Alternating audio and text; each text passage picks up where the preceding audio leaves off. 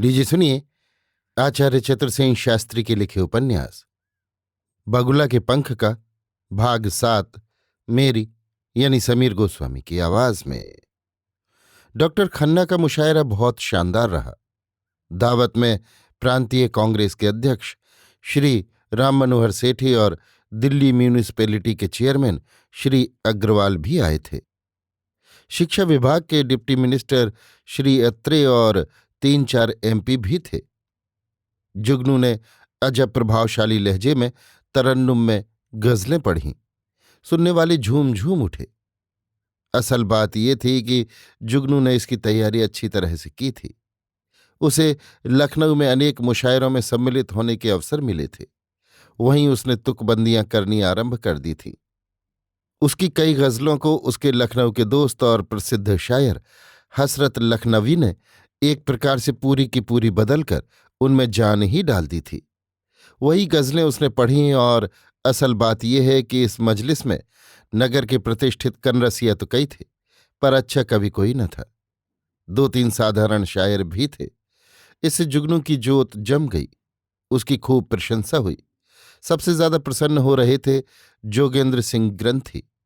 दिल्ली के first class magistrate थे, कविता के शौकीन थे, समझते थे, स्वयं भी कुछ कह लेते थे।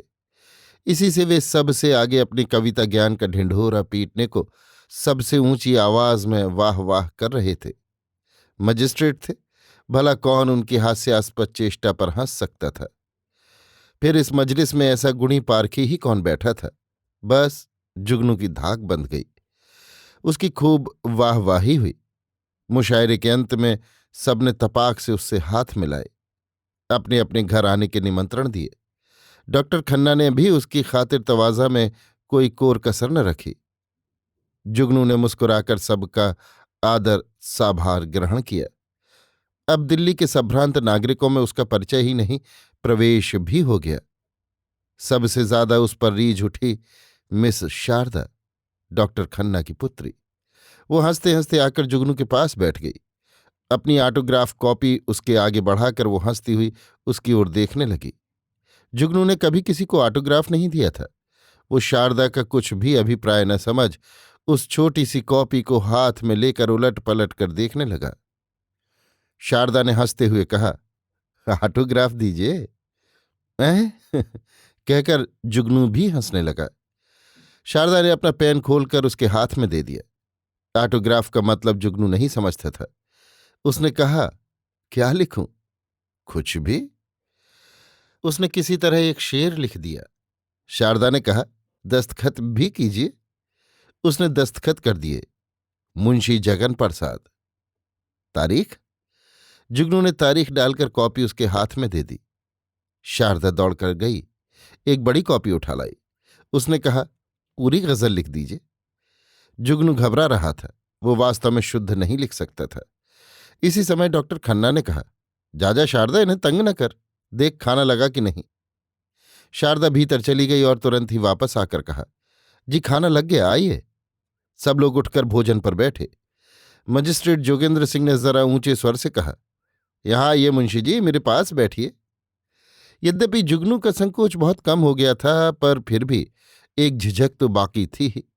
वो झिझकते हुए चुपचाप जोगेंद्र सिंह के पास जा बैठा। उसकी बगल में बैठे थे श्री मल्होत्रा। उन्होंने धीरे से झुककर उसके कान में कहा, आप कायस्थ हैं ना मुंशी जगन प्रसाद? जगन प्रसाद नाम से उन्होंने ये अनुमान किया था। सो अच्छा ही किया कि इस तौर पर प्रश्न किया, नहीं तो यदि पूछा जाता कि आप कौन जात हैं तो निस्संदेह जुगनू घबरा जाता। अब भी वो घबरा तो गया, लेकिन उसने कहा, जी हाँ कायस्थ। कौन, भटनागर या श्रीवास्तव? जी जी श्रीवास्तव। उसने सूखते हुए होठों पर जीभ फेरी और फिर मुंह फेर कर मजिस्ट्रेट से बातचीत का रुख किया। मजिस्ट्रेट ने कहा, कभी कभी इतवार को चले आया कीजिए मुंशी जी, मुझे शायरी का बेहद शौक है, पर वक्त मिलता ही नहीं।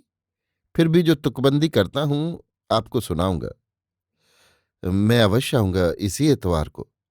अवश्य आइए भाई खन्ना। तुमने सुना, मुंशी आ रहे हैं इसी इतवार को मेरे यहां शाम को। तुम भी चाय वहीं पीना और आप भी मल्होत्रा साहब। मल्होत्रा ने हंसते हुए कहा, लेकिन एक शर्त पर, कि दाल मोट घंटे वाले हलवाई की हो। हाँ हाँ, वही लीजिए। और आप भी अग्रवाल साहब, देखिए मैं कोई उज्र न सुनूंगा। सेठी ने इसी समय हंसते हुए कहा, भाई देखना, मुझे न्योता न दे बैठना। मुझे उस वक्त बिल्कुल फुर्सत नहीं है। तो आप उस वक्त से आधा घंटा पेशतर आइए। इस पर एक फरमाइशी कहकहा पड़ा। खाना आरंभ हुआ। जुगनू चुपचाप खा रहा था। उसे एक सूत्र मिल गया था। उसकी जात कायस्थ है, श्रीवास्तव कायस्थ। वो बारंबार इसी नाम को रट रहा था। जब सब रवाना होने लगे तो मजिस्ट्रेट ने अपनी कार की ओर बढ़ते हुए कहा, आपको मैं घर पर छोड़ता चलूंगा।